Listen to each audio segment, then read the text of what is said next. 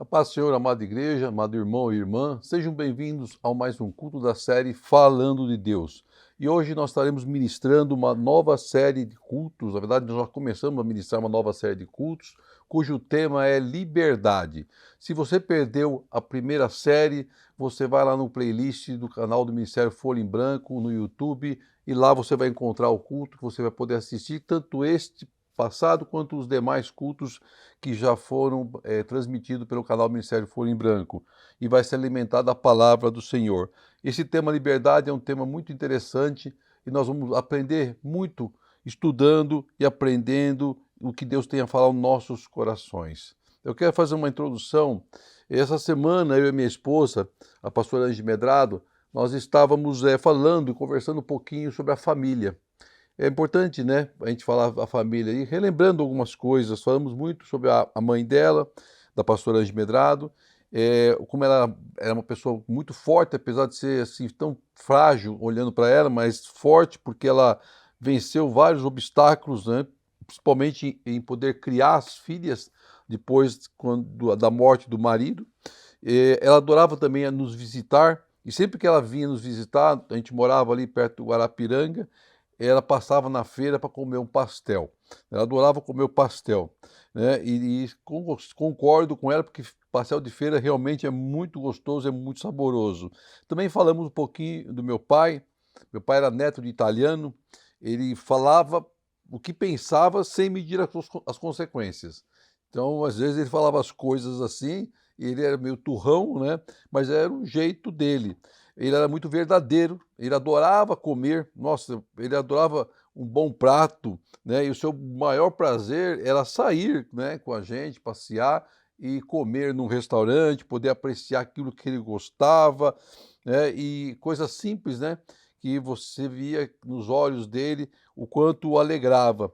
Infelizmente, né, tanto meu pai, como minha mãe, quanto a minha sogra, não estão mais conosco, estão nos braços do Senhor, o Senhor os levou, mas nós sentimos no coração ainda muita falta deles. E também falamos de uma pessoa muito próxima da pastora Angie Medrado, que ela teve isso quando morou na Inglaterra há muitos anos, o inglês com o nome Tim, ele morava também lá, acho que se não me engano, numa parte de uma cidade pequena na Inglaterra, e uma certa vez, né, sua filha e seu filho, em férias, vieram para o Brasil e ficaram em casa, né, duas pessoas, né,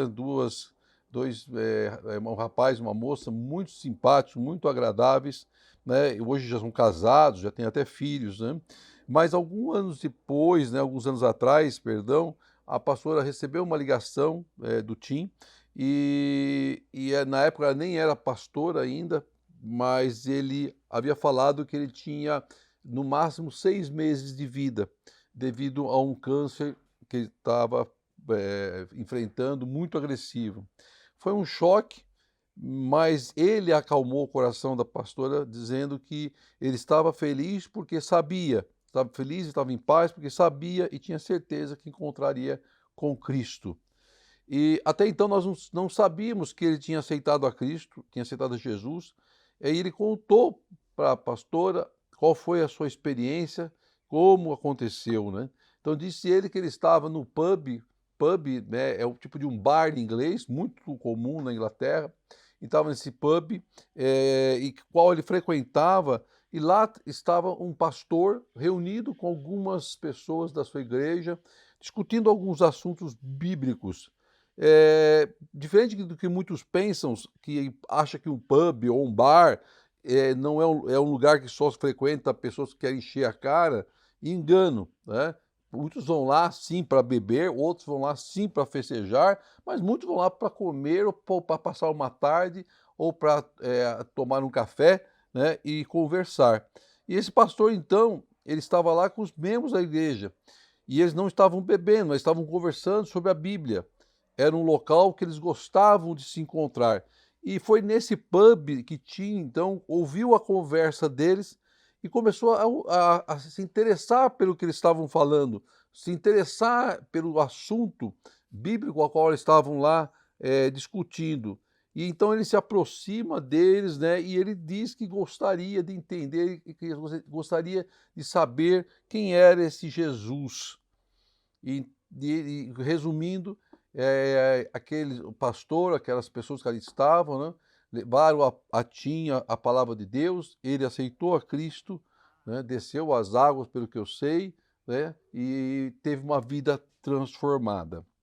Se não fosse esse pastor se reunir em um pub, né, ou muitas pessoas às vezes até criticam, ou fazem acusações, provavelmente Tim não teria tido um encontro com Cristo. Então, o testemunho que nós aprendemos desse acontecimento real é que a igreja não está apenas em quatro paredes, está muito além de quatro paredes. Ela está em todos os lugares e nós podemos transformar qualquer lugar, por mais improvável que seja, um lugar para se salvar almas, uma igreja de Deus. A igreja precisa sair da sua zona de conforto para levar a palavra da salvação. E aproveitando essa introdução, eu quero falar também de dois homens que foram usados por Deus para salvar almas em um lugar para a nossa assim, visão e conhecimento seria um lugar impróprio, mas era necessário serem levados para aquele lugar, porque naquele lugar Deus usaria a vida daqueles homens. Não era uma igreja, não era um templo, não era na casa de um cristão, mas era numa prisão. E eu quero te convidar então a abrir a Bíblia, se você puder, em Atos 16, do versículo 25 ao versículo 34, para que você possa entender a palavra do Senhor, o significado de liberdade. Tantos estão aprisionados, mas não é uma prisão apenas de algemas que são impostas pelos homens, mas é a prisão colocada pelo inferno. Então diz assim a palavra de Deus: por volta da meia-noite, Paulo e Silas estavam orando e cantando hinos a Deus. Os outros presos ouviam. De repente, houve um terremoto tão violento que os alicerces da prisão foram abalados. Imediatamente todas as portas se abriram e as correntes de todos se soltaram. O carcereiro acordou e, vendo abertas as portas da prisão, desembaiou sua espada para se matar, porque pensava que os presos tivessem fugido. Mas Paulo gritou: não faça isso, estamos todos aqui. O carcereiro pediu luz, entrou correndo e, trêmulo, prostou-se diante de Paulo e Silas. Então levou-os para fora e perguntou: senhores, que devo fazer para ser salvo?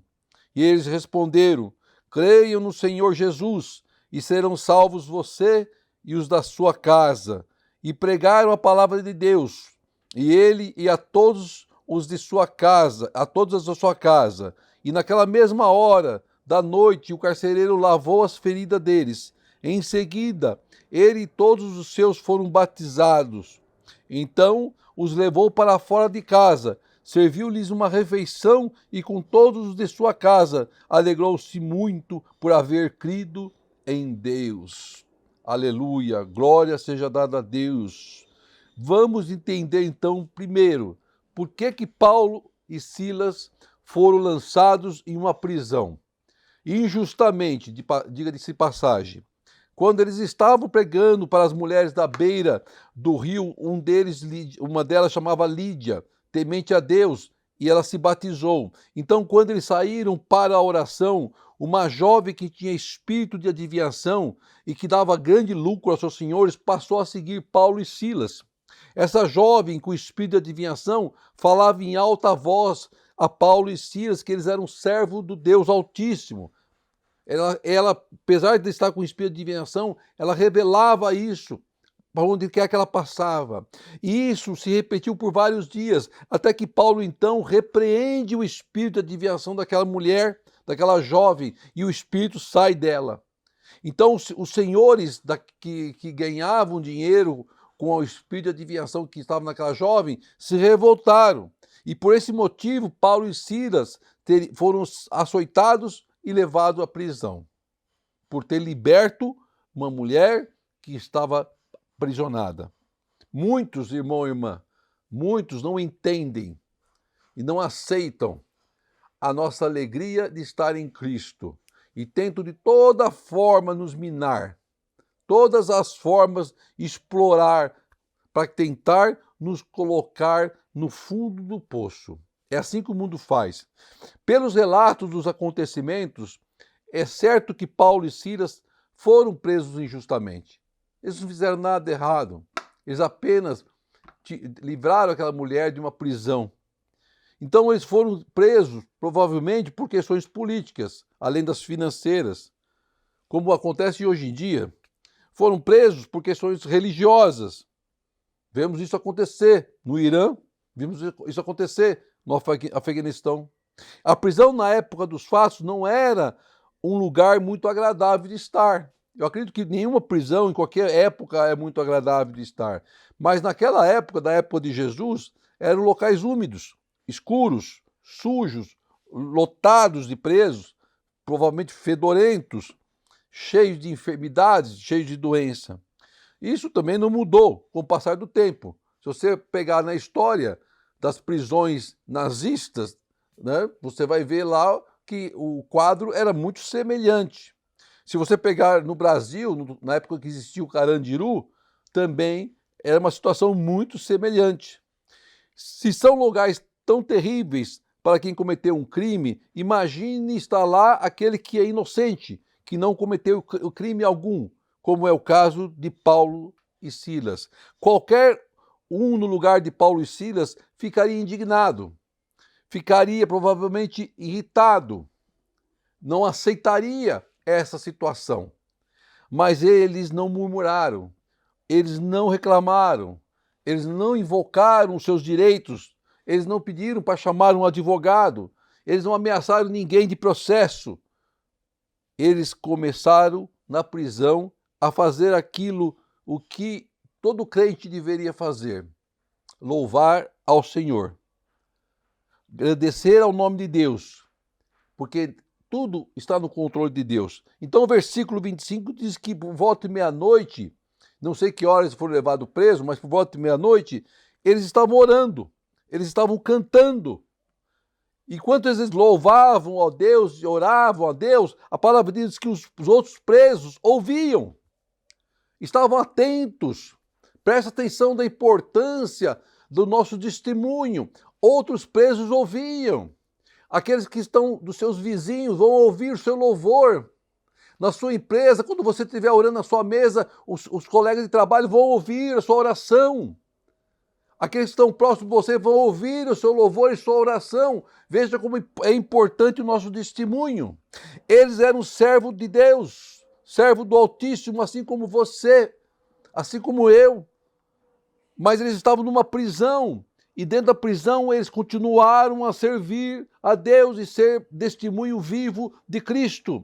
A presença de Deus na vida daqueles homens era grande, era tremenda, de tal forma que nada podia abatê-los, nada podia entristecê-los. Quando nós estamos no Espírito, nada nos abate, irmão, nada nos entristece, porque o Espírito Santo nos enche e não há lugar para tristeza nem para que sejamos prostrados. A presença de Deus encheu de alegria aqueles homens naquela situação, mesmo sem a liberdade que eu digo dos homens, do mundo. Eles eram libertos do Espírito, mas foram aprisionados injustamente, mas isso não foi suficiente para abatê-los.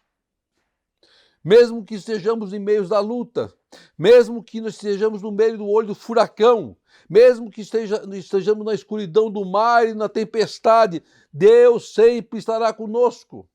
Deus sempre nos confortará e confortará os nossos corações. O seu Espírito vai nos encher de alegria, de paz, de tranquilidade. Paulo e Silas se comportaram como homens de Deus, como testemunhando, como homens de Deus. Esse é o nosso papel como cristão, o seu papel como cristão, testemunhar através das suas atitudes que você é um homem e uma mulher de Deus. A atitude de Paulo e Sílas seria o divisor de águas naquele lugar, naquela prisão, porque mudaria a história de vida daqueles homens, daqueles que estavam ali. Traria luz onde havia trevas, traria vida onde havia morte, restauraria sonhos. Havia um propósito de Deus para tudo que estava acontecendo. Eles não foram lançados na prisão por acaso. Deus estava no controle, assim como acontece com a tua vida. Deus está no controle da sua causa, meu irmão, minha irmã. Eles sabiam que não estavam só, que o Senhor não os abandonaria. Aí o versículo 26 diz que de repente veio um grande terremoto que abalou os alicerces daquela prisão, daquele cárcere. E com esse terremoto abriu-se as portas e se soltou as correntes, ou se quebrou as correntes. Então nós temos a afirmação de que todos os alicerces da prisão se moveram. Não foi apenas um que se moveu, mas foram todos. Que todas as portas se abriram. Não foi apenas a porta da cela de Paulo e Sílas que se abriu, mas foi de todos os presos. Todas as correntes e cadeias se soltaram. Não foi somente as correntes de Paulo e Sílas que se soltaram, mas foi de todos os presos.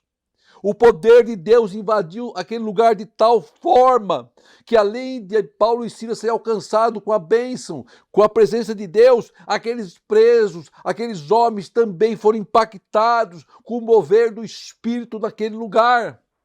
Você entende agora como é importante a nossa vida perante Cristo, perante a Deus? Porque Ele move situações que vai impactar pessoas que estão ao nosso redor. Isso vale para nossas vidas. Quando Deus vem com a providência, nós somos abençoados. A família é abençoada, a nossa casa é abençoada, o nosso trabalho é abençoado, as finanças são abençoadas, tudo que está ao nosso redor, tudo que colocamos à mão é abençoado. É o que a palavra está dizendo, em outras palavras. Deus poderia ter feito um movimento para libertar apenas Paulo e Sílas, mas o propósito de Deus vai além do nosso conhecimento, daquilo que nós imaginamos. A presença de Deus abalou todo aquele lugar, quebrou as correntes, abriu as portas, libertou todos que ali estavam fisicamente, porque haveria uma outra libertação que aconteceria logo em seguida, que é a libertação da alma. Deus não perde uma alma para o diabo, jamais. No meio do impossível, Deus opera. Quando achamos que tudo está errado, é que Deus diz que está tudo certo. Não dá para entender, não queira entender o agir de Deus, apenas obedeça. Onde vemos prisão, Deus vê liberdade. Onde vemos tristeza, Deus vê alegria. Onde vemos morte, Deus vê vida. Porque Ele inverte. Porque Ele transforma, porque Ele opera, porque Ele abala, porque Deus é Deus e nós somos homens. Naquilo que você chama de prisão é onde Deus vai operar, meu irmão, minha irmã. É no meio da tempestade que Deus vai operar na sua vida. É no meio do furacão que Deus vai operar na sua vida. É no meio dessa luta que você está passando que Deus vai operar na sua vida. Existe um propósito de Deus para tudo que está acontecendo na vida de um cristão. Então apenas creia. Através da vida de Paulo e Sílas, o poder de Deus invadiu aquele lugar completamente. Através da vida, o poder de Deus, de Paulo e Sílas, Deus invadiu aquele lugar de uma forma que as correntes foram quebradas, que as portas se abriram. O versículo 27 diz que o carcereiro então acordou também, que deve ter feito uma barulheira danada, né? Mesmo com sono pesado, acordaria de qualquer jeito. Mas era para acordar mesmo. Deus deu um chacoalhão naquele lugar que era para acordar todo mundo. É para deixar todo mundo estarrecido. E ele, a primeira coisa que ele levanta, ele vê o quê? As portas abertas. As correntes quebradas. E ele então pensa, eles fugiram. Eles escaparam. Eu sou o carcereiro, sou responsável por tudo isso aqui. O carcereiro, por definição, ele é o responsável por guardar os presos. Ele é o tipo de um oficial responsável por manter a ordem e a disciplina dos detentos numa prisão. Ele impunha as punições para aqueles que desobedecem. Era um homem, às vezes, muitas vezes, duro. Havia muitas punições na época, de todo tipo. Até de machucar, até podia levar à morte. E o carcereiro era uma pessoa não muito querida por ninguém, mas era querido por Jesus. Jesus tinha um propósito na vida daquele homem. Por mais péssimo que era o currículo dele, Jesus tinha um propósito na vida daquele homem. Deus viu naquele homem algo, como Deus viu algo em você, como Deus viu algo em Paulo, que perseguia os cristãos. Deus viu algo diferente em nossas vidas. Deus viu algo diferente na vida daquele carcereiro. Deus viu algo diferente na vida daqueles prisioneiros. O carcereiro, então, entra em pânico ao ver aquela situação onde as portas e correntes estavam lá jogadas pelo chão. E a primeira coisa que ele pensou, e que provavelmente qualquer um de nós pensaria, fugiu todo mundo. Escapou todo mundo. E eu sou responsável e serei punido. E eu serei o responsável e provavelmente serei preso. Ou, quem sabe, serei morto. Mas o propósito de Deus não era esse. O propósito de Deus era trazer vida naquele lugar. O propósito de Deus era transformar vidas naquele lugar. E quando ele tenta se matar, Paulo então grita ao carcereiro: não faça isso. Estamos todos aqui. Irmão, o que você aprende com essa pequena frase? Não faça isso. Estamos todos aqui. Um crente, ele tem caráter. Um crente é correto. Deus não mandou que ele fugisse. Diferente de Pedro. Pedro foi liberto por um anjo do Senhor. E o anjo de Deus diz: veste tua túnica, põe as suas sandálias e saia.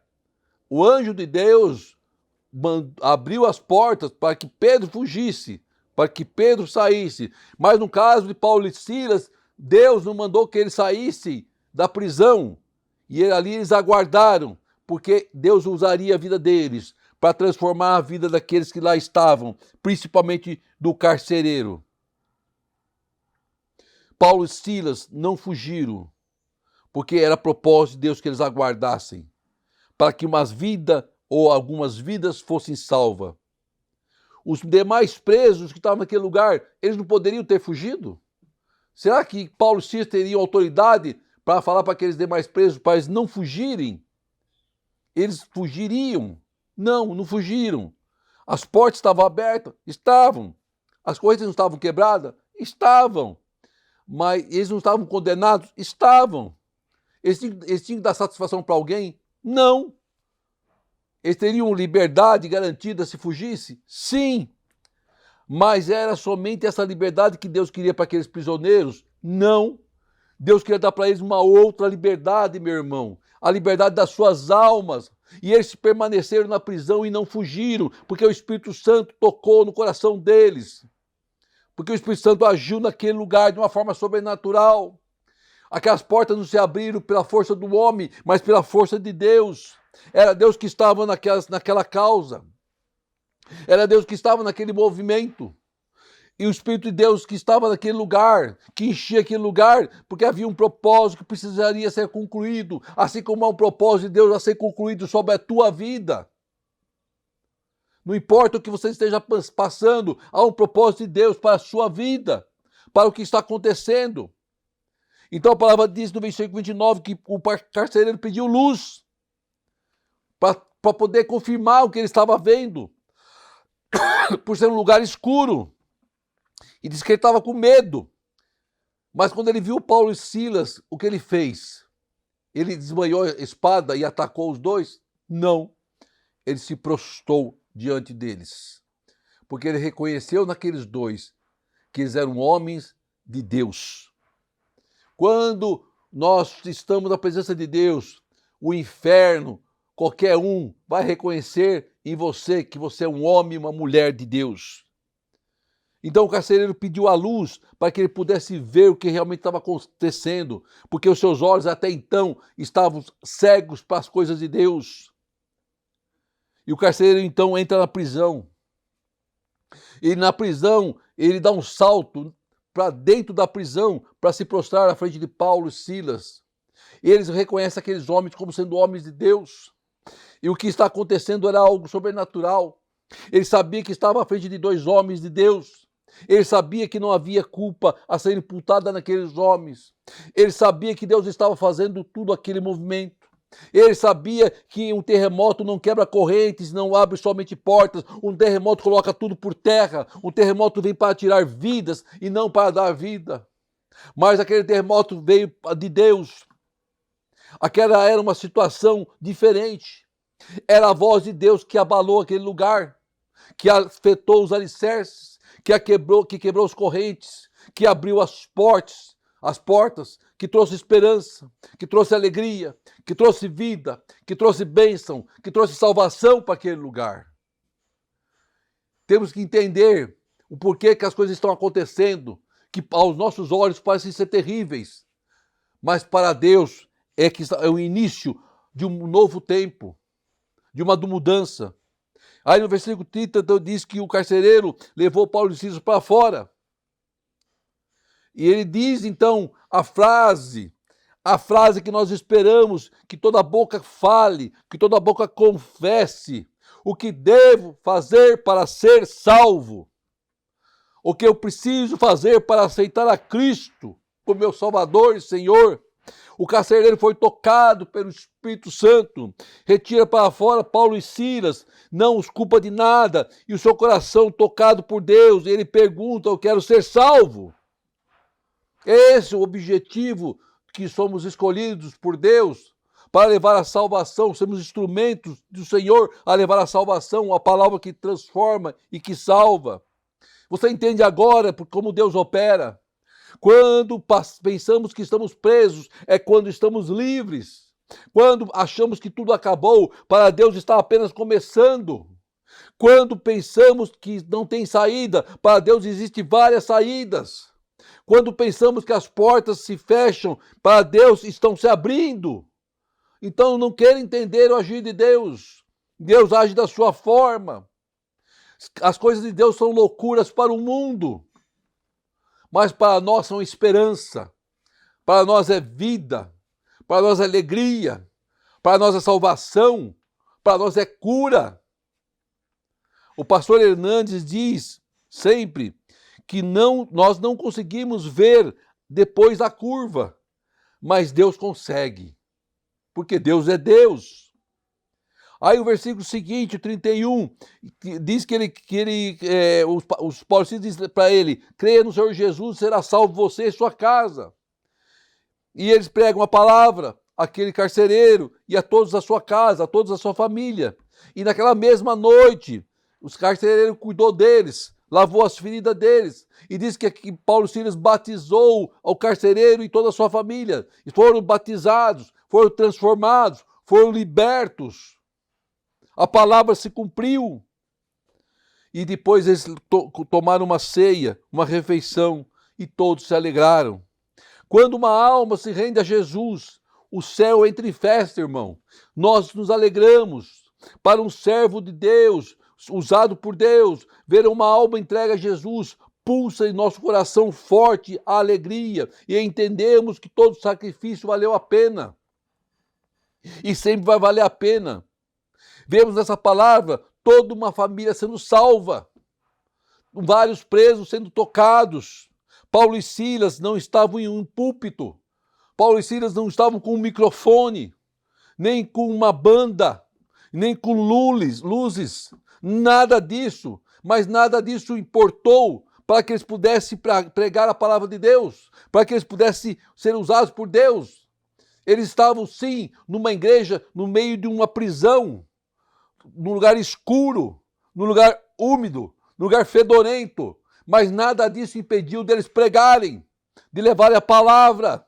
Paulo e Silas foram lançados na prisão injustamente, mas por um propósito de Deus, um propósito divino.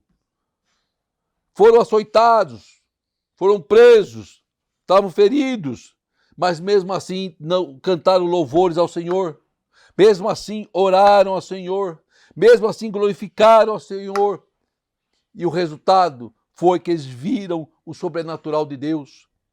Foram usados na vida daqueles homens. Então entenda o propósito de Deus. Foi através de você que a sua família foi resgatada, meu irmão, minha irmã. Então descansa o teu coração, porque a obra de Deus será completa em sua vida. Ninguém se perderá, todos serão salvos, assim como todos da família do carcereiro. Deus vai te usar nos momentos e lugares mais improváveis. Quando você acha que está sendo colocado lá injustamente, é porque Deus permitiu para te usar. Então não perca essa oportunidade que Deus coloca em nossas mãos, através dos ensinamentos vindos da sua palavra revelada. Seja um vencedor e livre em Cristo Jesus. Fuja dos encantamentos do pecado. Busque a resposta no único Senhor e Deus de nossas vidas, Jesus, e viva intensamente o seu amor e seja feliz. Em nome de Jesus, oremos ao Pai. Querido Deus, amado Pai, aprendemos nessa palavra, Pai, através da experiência de Paulo e Silas, Pai querido, que a liberdade, Pai amado, ela pode ser alcançada em todo e qualquer lugar, Senhor. Quando achamos que estamos presos, Pai, o Senhor entra com a providência, Pai, e traz a liberdade, e traz a alegria, e traz a salvação, e traz vida, Pai amado. Tu nos ensinaste, Pai, que também somos instrumentos nas tuas mãos, assim como foram aqueles seus servos, Pai querido, a sermos usados em qualquer lugar ao qual o Senhor nos colocar. Queremos sim, Pai, ser usados para ver almas se rendendo a Cristo, Pai. Então abençoa a cada um que esteja participando e assistindo este culto, Senhor, e que ele e sua família seja grandemente abençoado em nome de Jesus. Que o grande amor de Deus, a graça de nosso Senhor e as doces consolações do Espírito Santo do Senhor esteja com todos, hoje e sempre. Amém e amém. Glória seja dada a ti, Senhor.